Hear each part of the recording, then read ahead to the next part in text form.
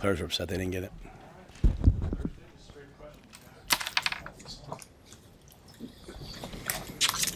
I know Akron didn't get the result they wanted in week 1, but held Wyoming to 10 points. What sort of sticks out about some of the things you got to be aware of with that team? Well, it's as creative an offense as you'll ever see. I think Joe's one of the best offensive play callers and coordinators in football. You go back to his time at Penn State, he really got that program up and running. We did it what he did at UConn, what he did at Fordham. He's really creative. So they utilize a 2-quarterback system. They look to the sideline / use the headset at a high level, see what you're in, and try to attack it. Ton of skill. The Patrick kid played really well last week and then left the game. I have no idea if he's available or not, but he's an excellent player. They'll use both Finley and Johnson at quarterback. They can run the football. So they have a bunch of dynamic stuff, and it's they're running 3-level passing concepts with run plays and speed sweeps with corner routes. I mean, the level of discipline. They have every pick known to mankind. So if you want to play man, they're going to pick you, and legally, but pick you behind the line of scrimmage. So it's just a ton of really hard stuff. If you go back and look at them last year, he came on strong at the end of the year. Beat Toledo, which is hard to do. So he's an excellent football coach. They have a good team. The game last week was a hard-fought game. It was 3-0 until late in the game. And Wyoming scored late. You look at them defensively. They're stout. They're physical. They're strong. Their D-line plays with tremendous energy and explosiveness. They don't give up big plays. I know they give up some yards, but the amount of yards you give up is like the most, or you gain is like the most unimportant stat, really. It's really points per play and expected drive success and all that. So the defense held them to 10 points. So yeah, it'd be a lot of things for us that challenge you from an X and O standpoint, right? I just literally told the team, like, it's your ability to play your man even when you think it's a run play, because it might not be a run play. And your ability to defend the reverse and defend the reverse pass and defend the RPO and defend the quarterback run. So it's all the things that bother you in one offense. And then defensively, they've got a great blitz package. So it's all the things that bother you from a defensive standpoint as well. When you coached at Temple, you were sort of in that position of being the underdog a lot. Do you remember, I'm sure you do, the kind of message you would give to your team as you would go into playing a team that was a we weren't the underdog very often, though, Sam. I mean, not me year 1, year 2, but yeah. I'm saying year 3, year 4, we were pretty damn good. Right. So I'm just saying this to be funny. No, I know exactly what you're talking about. I was just being funny. My Temple guys will be like, "Oh, really, Coach?" Trust me, they listen to everything and they have a lot of opinions. Yeah, I'm just teasing you. No, in all seriousness, no, absolutely, because I'll never forget when Adam DeMichael was my quarterback. I was the OC at Penn State, going to Penn State, and seeing Ron Vanderlinden before the game and him being like, "Hey, you got a great quarterback now. Don't get him hurt today." And I see Ron later, and Ron's a great man. Him being like, I'm scared of Adam. I didn't want you to run him too much. So, I think, when you go in to these types of games, there's really nothing. You really have nothing in the world to lose and everything in the world to gain. And you have a bunch of players in your team who believe that they should be playing at the highest level and know that they're good players. And what's unique now that's different from before is it used to be like you played an FCS team and you saw a bunch of bounce-back players. Like now when you face any group of 5 team, they're going to have a lot of guys who played, one linebacker played in Illinois. I mean, like they've played a lot of football. And so, guys who know what this level's like and they know that they can play at this level. So, I think the message for me always was like, hey, we're competitors. We're going in to compete. Let's go compete. Let's take our shots, and we have nothing to lose. And on this end, we don't ever want to play the brand. We want to play the man. That's kind of always our message. Like, and that's whether we're playing Ohio State or whether we're playing, Kent State. We want to play the guy lined up in front of us and play to a standard that. We're trying to attack that man, and so that was something that we were not great at last year. We played Ohio State to one level, we played other games to a different level. I told the team I think we lost to Illinois last year, and that started in the UNI game with the standard that we played at in the UNI game. And so, again, that's if you guys probably always hear me say, don't listen to the outside noise, don't listen to this, don't listen to that, and that's not that's just really a mindset of like, what do we say as football players to ourselves? I got to play a certain level, and so just do that. So yeah, I mean, I told our team I'm uptight this week. I mean, this guy beat me the last time I faced him head to head. Like, what I mean? Like, that was one of the worst moments of my coaching career. And so, if that was a player, I'd lose my mind. Coach Butler. Coach, I'm in the press conference. Can I call you back? Oh, so I just did that for the cameras. Anyway, no, I told the guys I'm going to be uptight this week. Right? This guy beat me, right? He beat me in a monumental upset. Back when we were the underdogs. So yeah, I know. To me, I was always into these games like, hey, we're here to compete, we're here to play. To your point, my third year at Temple, we played Notre Dame. Not many people gave us a chance. We were underdogs. It was college game day, everyone, and we played. We darn near won the game, and so. But we were just playing to play because we love the game, and so that's what I want to see from our guys tomorrow. I want to see them go out or Saturday, excuse me. I want to see them go out and play. They love to play. They love to play at home and go do that. I know Jacory kept playing after that tough hit in the opener. Is he all the way good back? And how's your team health overall? I think we're pretty healthy. We'll have to see where Jacory's at. He's been limited this week. He'll play in the game. Just what the volume of his role will be. To be quite honest, I didn't even know he was hurt until the end of the game. That's how much of a warrior that kid is. I came in on Sunday and they're like, he's questionable for next week. I said, yeah, he'll practice Tuesday.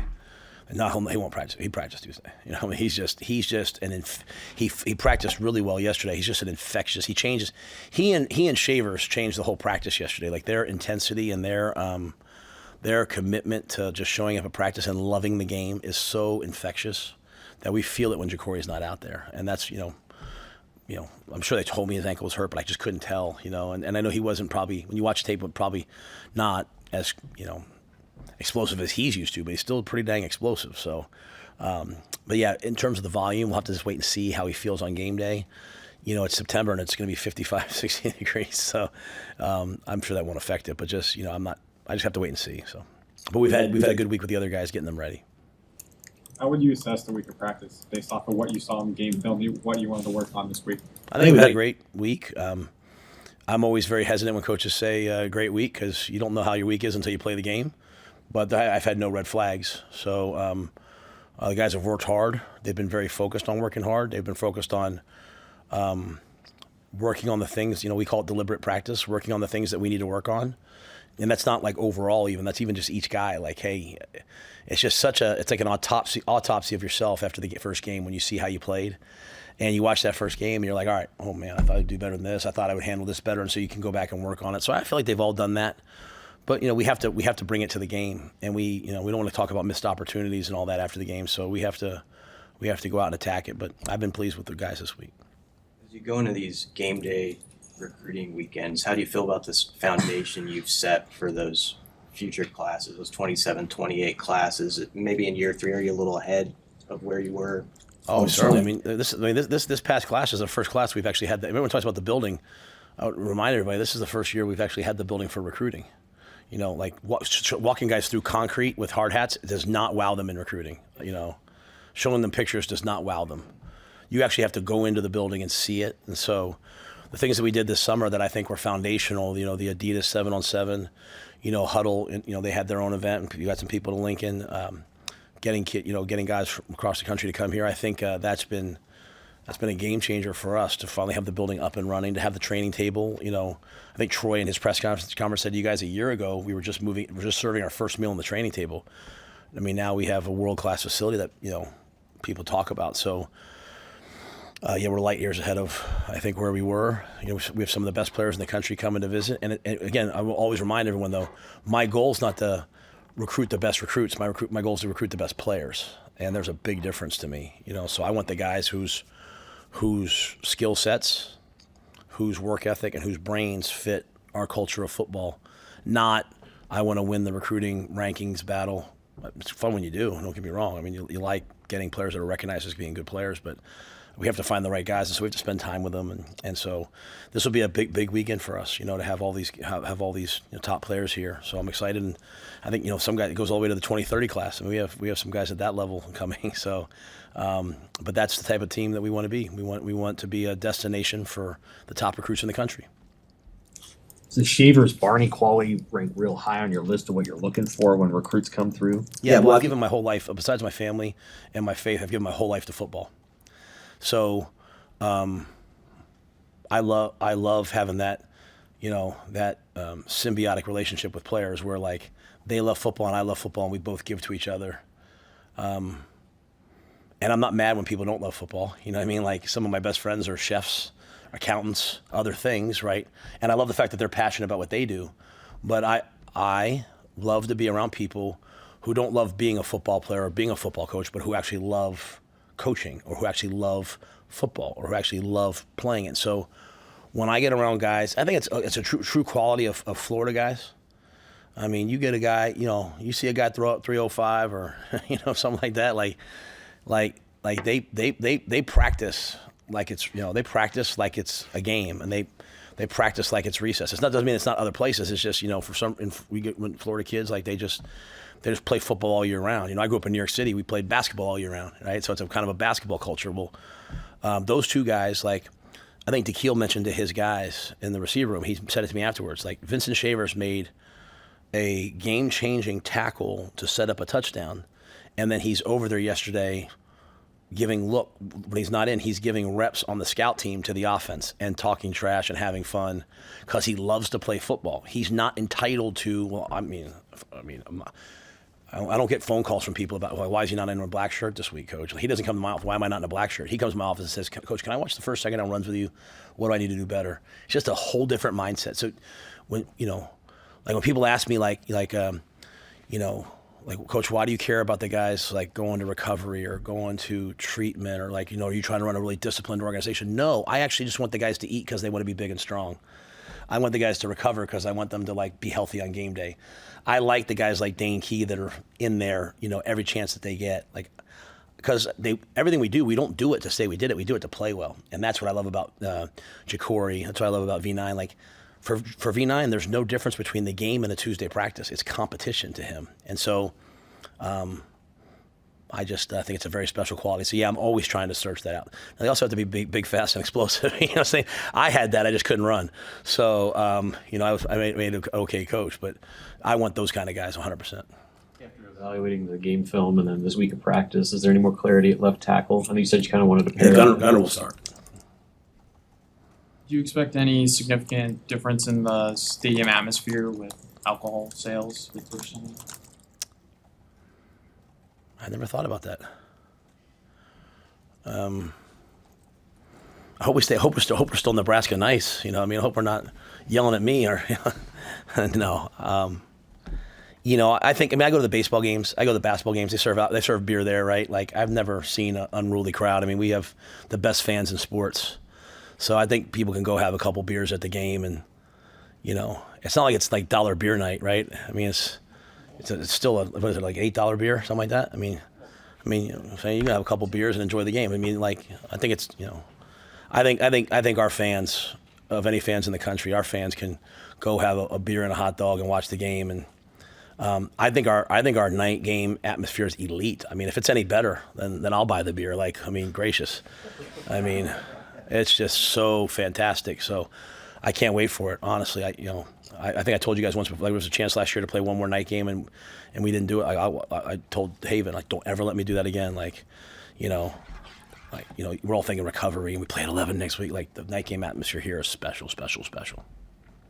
Anything specific you want to see from Makai Nelson and Isaiah Mosey?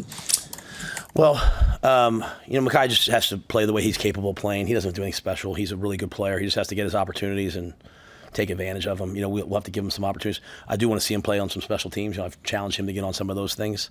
And Mosey's going to have a unique role, obviously with, we've had some injuries. So, he's a guy who can do a lot of different things. And so I just want to see, those guys just be themselves. I think the biggest thing about where our team is right now, and, every coach has a philosophy. I blend a lot from, Coach Wooden, and, I always believe that, preparation leads to poise and confidence, which leads to competitive greatness. And I just want the guys to be confident, to trust themselves, and I want them to be poised, to be themselves, right?